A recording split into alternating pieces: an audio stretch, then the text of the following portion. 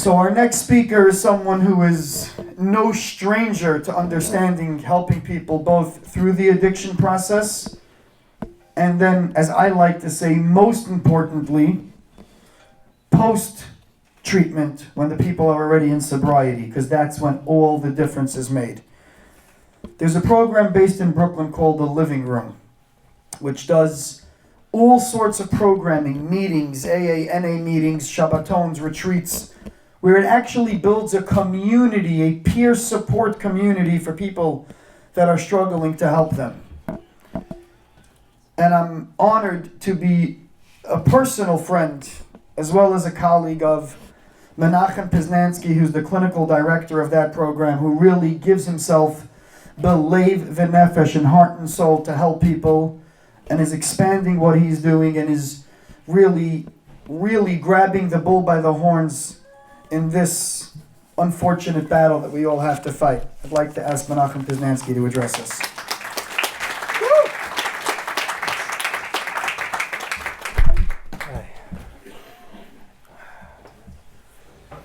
Good evening. Shavua Tov, everybody. It's a great honor to be here with you. Figure out what to do with my hands. Great honor to be here with you tonight. It's always exciting for me to have the opportunity to talk about this topic, even though it's a somber one and a serious one. Because I've spent so much of my life engrossed in it, and to have the opportunity to share what I've experienced is meaningful for me, and but also because Tzvi gave me the wonderful opportunity to not have to talk about the problem tonight. He asked me to talk about the hope and the solution a little bit, which is also very exciting. It's very exciting for me. So first, I want to just express a sense of honor. To have the opportunity to address you, first of all, any of the community leaders that are here, and the speakers that were before and after me. It's a great honor to be here, but also to be in a room of people that are doers, that showed up. It's a cold night.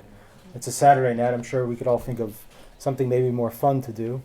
And I'm sure there could be, if we wanted, and if we had as many serious people as there are in this room in the community doubled, we could have double and triple and quadruple the amount of people here.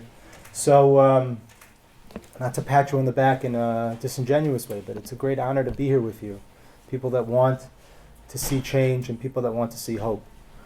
The other thing is I want to express tremendous gratitude to Tzvi and to Amudim and to Chazak for putting this event together.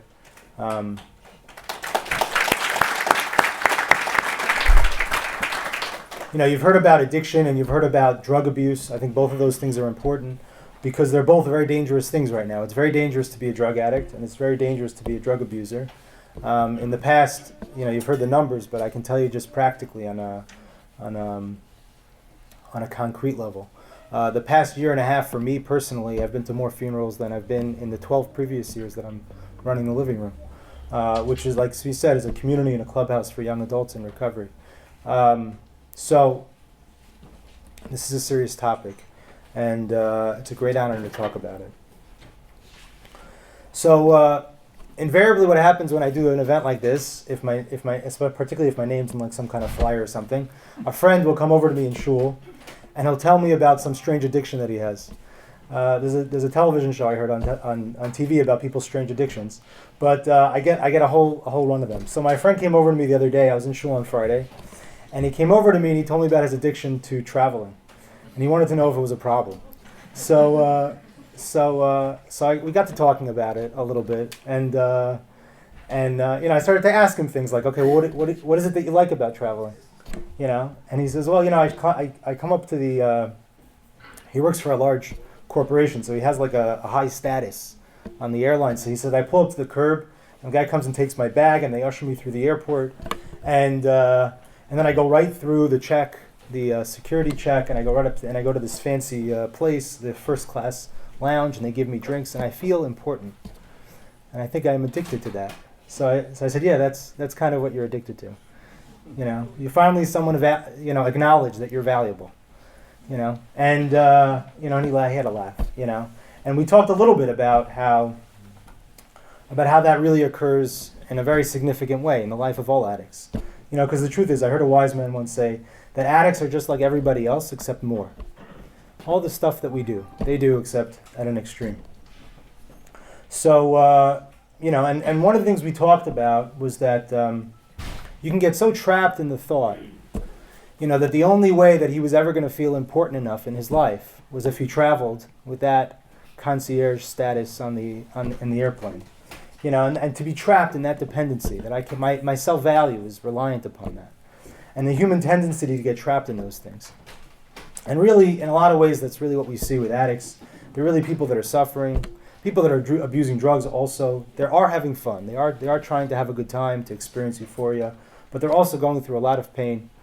And they're trying to find a way to feel okay. And we need to consider that, especially when we're considering how to take action to try to rectify the issue and save their lives. So, when we're talking about solutions, well, first I wanted to comment this, I forgot. Svi had asked me to talk about hope. And you kind of ask yourself, why would you want to talk about hope? Do I want to make everybody feel better? Svi just gave us a very heart-wrenching speech about how serious this is and we need to get our acts together and we need to take action. And that's true both in this community, I know in Queens, but also in 5 towns and in Brooklyn and Muncie and Lakewood and every from community all over. So why talk about hope? Is that going to lead people to complacency? So I want to give you a sense of why we should talk about hope. Why hope is a very important topic when you're talking about combating drug addiction, when you're talking about combating overdoses, drug abuse, etc. So when you're engaging a problem, so to answer that question, why hope is important, I'll give you another question, because I'm a good Jew, so that's what we do. So when you're engaging a problem, there's really 2 ways that you can approach the problem. You can approach the problem with a problem-centric perspective, or you can approach the problem with a solution-centric perspective. And I want to talk about the difference between those 2 things. So a problem-centric perspective is that I have a problem. I show up and I have a problem. My human nature tells me I need to get rid of this problem. I need to get rid of the problem. So what am I going to do? Something's wrong, I have to fix it. Let me figure out where it came from. Let me eradicate the problem and make sure it doesn't exist ever again. Now, that makes sense. It's a logical thing to do. If I have a problem, I want to get rid of it. But there's a few problems with that, particularly when it comes to addiction, because that kind of perspective, many times, is the result of and the cause of denial, which means that I think that just because I decided that the problem should go away, it's going to go away. I think that just because I'm going to police the problem, it's going to disappear. That I think that just because I say that it's unacceptable, it doesn't exist. And that's the kind of tendency that we have to fall into, so we have to guard against that. So what do we do? What do we do? We have a problem, I want to fix it, what do I do? So one of the things I thought about talking about tonight is, Tzvi mentioned AA meetings and NA meetings. These are 2 of the larger 12-step fellowships that exist in this country. You have some information, I think, on the table over there about Narcotics Anonymous, NA. And there's many 12-step fellowships. And the 12 steps have been around for 80 plus years, and they've mystified everybody around them at their effectiveness, their ability to help people. They are one of the most effective tools at helping people that are addicts achieve abstinence, achieve being clean and sober, and living clean and sober. So there's a lot we can learn from them, and this is not meant to be like a. It's not meant to be a commercial for the 12 steps. That's not my intention. But without a doubt, if we talk about effective models of recovery, they are some of the most effective models of recovery.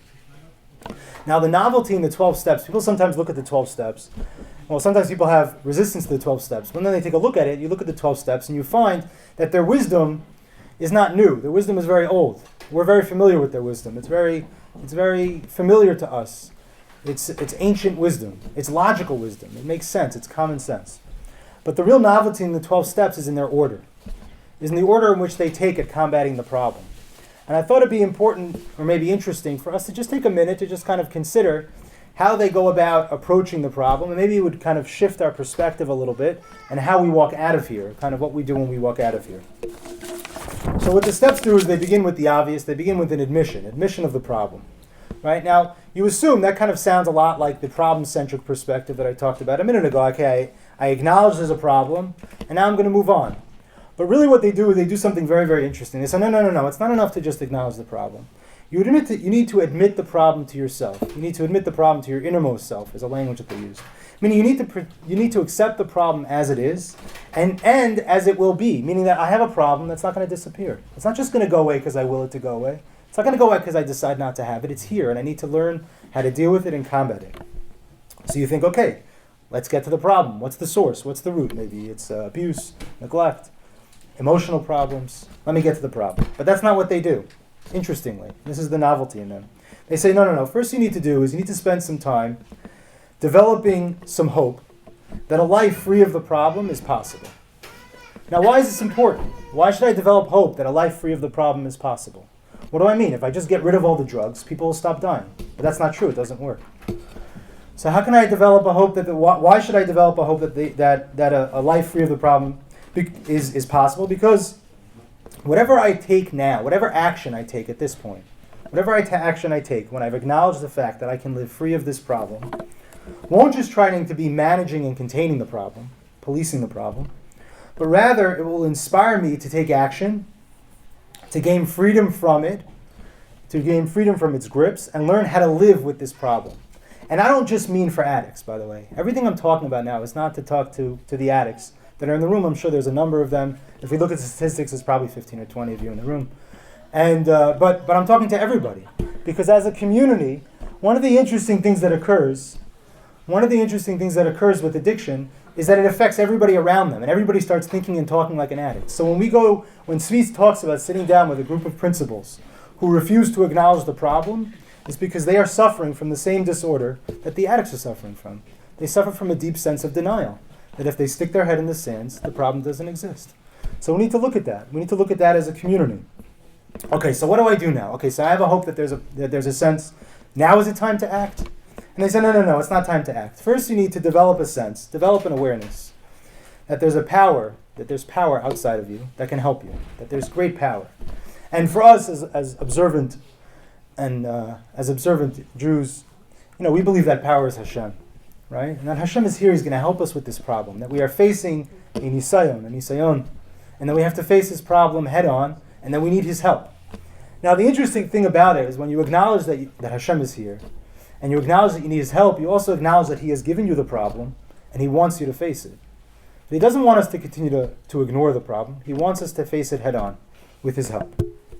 So now if you've done that, you've acknowledged the problem, acknowledged as it is, and you have a sense that there's an opportunity to live outside of this problem, that we could overcome this problem and live outside of it, and a sense of meaningfulness and purposefulness, that this is a spiritual action that we have to take as a community to help the people that need help and eradicate the acuteness of the problem. Not that we can eradicate the problem entirely because it's a human problem, but eradicate the acuteness of it and provide support for the people that need it. Now we're ready to take action, and the actions that you do in the 12 steps is you further diagnose the problem, you remove blockages, and you learn a new way of living.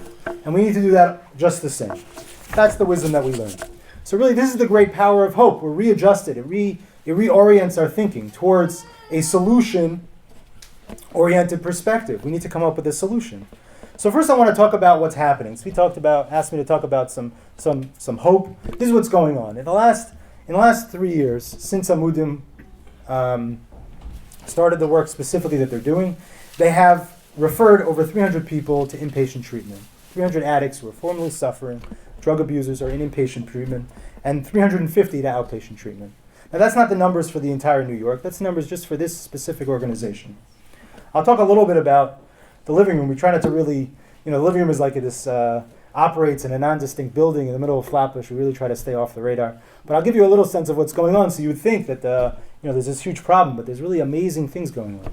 We have a population living room of over 150 young adults who are in recovery. We have 35 young couples that come. Many of them are people that came to our program, and when they were single after rehab, and now have gotten married subsequently and established families. Some are people that have been married for a period of time, and were able to come to a place of acknowledging the problem and now seeking help. And we've been able to, this year, in the last year and a half, we've had to adapt our program to provide a specific program for couples in recovery. We provide a retreat once a year with supports and information for them. We're doing something very cool. And this is I'm very excited about. This is probably the most exciting thing that that I'm doing, and I want to share it with you because it's inspirational, and I'm just like a backseat driver for this thing. I had this idea, in Israel, there's a fledgling English-speaking recovery community. In Jerusalem, you have a lot of people that are either in yeshiva there for the year, or maybe they're in kollel there for a couple of years, that are actively in recovery. The recovery community spans the entire spectrum of the Jewish community, every level of religiosity, every denomination, every background. But one of the things that goes on in that community is that people are there temporarily because they're there for a year or 2 years or 3 years or 5 years and then they leave. So the community is relatively fledgling. So I had an idea that maybe we could take people from here that are kind of have established a life of sobriety, a life of recovery, and we could go there and do a mission to Israel. But it's very difficult to pay for something like that. So my friend Aryeh came up with a great idea. He said, many organizations that utilize the Jerusalem Marathon, and they have young people, and they raise money to run in the Jerusalem Marathon, and they get a free trip to Israel. So he said, what if we get the young people from the living room to raise money to run in the Jerusalem Marathon, and instead of spending the money on the organization, we could spend the money on this mission. So we're doing that. We're leaving on next Wednesday. And 15 young people. And they're taking time off of work. And this is not a commercial for the organization. It has nothing to do with that. This is 15 young people who were previously as hopeless as Svi described, who are now getting on a plane, and they're going to spend 4 or 5 days in Israel without one break. They're visiting rehabs, visiting meetings, going around, encouraging people, because there's hope. There's real hope. If you ask for help, you can get help. And I wanted to add one more metric, just to couple with Svi's metric and the doctor's metric. Since Rosh Hashanah, so since September, we had 55 celebrants celebrate their year anniversary at the living room. Meaning every year, someone in sobriety, someone who's in a 12-step program, or not in a 12-step program, they come back, and the day that they got sober, they celebrate as a second birthday, an anniversary. So we had 55 celebrants this year. 8 of them celebrated a year, 11 of them celebrated 11 of them celebrated 2 years, and we had a total of 259 years of sobriety celebrated this year in the living room. And I mention that because there's hope. There's real hope for people that want help. And in the greater Jewish community, there's tons of things going on. There's a lot of hope. There's 10 mental health, substance abuse institutions that treat specifically the frum community.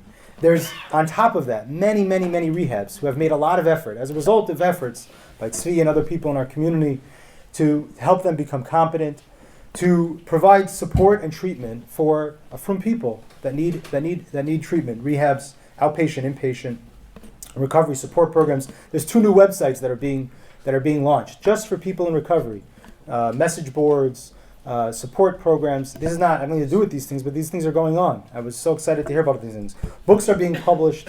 Every year there's 2 or 3 books published, either about recovery or for people in recovery. The Jewish community is beginning to respond to this issue. Unfortunately, as we've begun to respond, the issue is getting worse. It's getting worse and it's getting more dangerous. Our population in my program has doubled and tripled over the last 4 or 5 years. And of course, you heard about the dangerous deaths that are going on. The awareness about addiction in the community is rising, and the awareness, unfortunately, about the kind of abuse, specifically sexual abuse, that many times is the precursor to a life of drug addiction and drug abuse, is being found out. But at the end of the day, it's a dangerous place out there. There's dangerous drugs on the street, as Dr. Pascal mentioned. There's a normalization of heavy drug use, like heroin. When I was in high school and in my early years of my career, kids didn't do heroin. I mean, kids that had gone on beyond the level, had experienced drug abuse and addiction for many, many years, would eventually graduate into heroin. Today, I can tell you very clearly that young adults, particularly, will begin to use drugs, and within 6 months, a year, they're already using very illicit drugs, cocaine, heroin, dangerous and illicit drugs. This is not, the progression towards dangerous and illicit drugs is quicker than ever. And the last thing is people are dying. So what do we do? So I want to share, it's Matzah Shabbos, I wanted to share a little bit of a Torah thought with you, just briefly, and then I want to just give some specific comments, and then I'll be done. Not to take too much of your time. Okay. So I was reading the other day, I was in shul, I was before davening, I was reading through before Shachris, we read the episode of Avram Avinu by Akedas Yitzchak. And it says that Hashem challenged, He gave Avram Avinu an Nisayon. And one of the interesting things that happens is that Hashem gives Avram Avinu this great Nisayon that he should bring his son Yitzchak, Isaac, up to as a sacrifice. And it describes in detail every step that Avram does along the way. And one of the things I notice is that it doesn't say that he planned how he was actually going to do it. And if you look at the way that it's written in the Torah, and I'm not saying this is pshat, but maybe just something that we can think about. It doesn't say that he planned how, because maybe he couldn't imagine doing it. But God had given him an Nisayon, and he said, listen, I have to just put one foot in front of the other. I have to put left foot, right foot, left foot. One foot in front of the other. Even at one point, Yitzchak says to Avram Avinu, he says, here's, we have all the material necessary. Where's the seh? And Avram says, Hashem will show us the seh. This is a very important thing to think about. This is a very, very important thing to think about. That even though the problems seem so numerous, but and we don't know how we're going to get through it, but at the end of the day, we need to take steps. We need to take steps like this, but more and more steps, each community. We need to acknowledge to ourselves that there is a problem, and that it's not going to disappear just because we decide it's going to. It might never disappear to some degree, because addiction is a human problem. We need to develop a culture of compassion for victims of abuse and sufferers. We need to provide community awareness like this and more. You need to share what you hear tonight with your friends who didn't maybe have the courage or the alacrity to come tonight. We need to develop more resources for those who are ready to get help. Crisis intervention, outreach, support. We need to support the institutions that are doing that. We need to advocate and support culturally competent treatment. There are treatment programs that are providing treatment. It's our responsibility as a community to reach out to those programs, to reach out to those institutions, political institutions, to make sure they understand how to help our community. And that's each individual community with all of its little nuances.